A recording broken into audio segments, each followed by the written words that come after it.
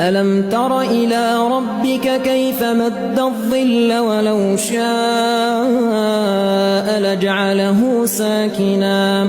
ثم جعلنا الشمس عليه دليلا ثم قبضناه إلينا قبضا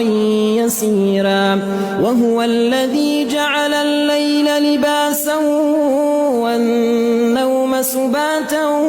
وجعل النهار نشورا وهو الذي أرسل الرياح نشرا بين يدي رحمته وأنزلنا من السماء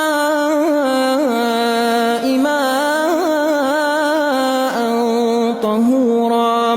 لنحيي به بلدة ميتا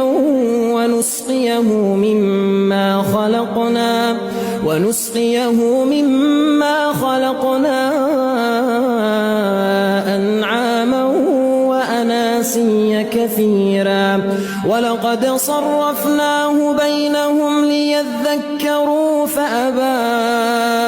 أكثر الناس إلا كفورا ولو شئنا لبعثنا في كل قرية نذيرا فلا تطع الكافرين وجاهدهم به جهادا كبيرا وهو الذي مرج البحرين هذا عذب فرات وهذا ملح نجاج وجعل بينهما برزخا وحجرا محجورا وهو الذي خلق من الماء بشرا فجعله نسبا وصهرا وكان ربك قديرا ويعبدون من دون الله ما لا ينفعهم ولا يضرهم وكان الكافر على ربه ظهيرا وما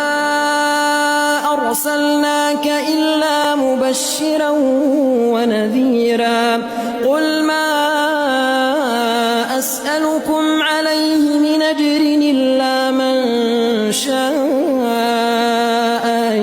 يتخذ إلى ربه سبيلا وتوكل على الحي الذي لا يموت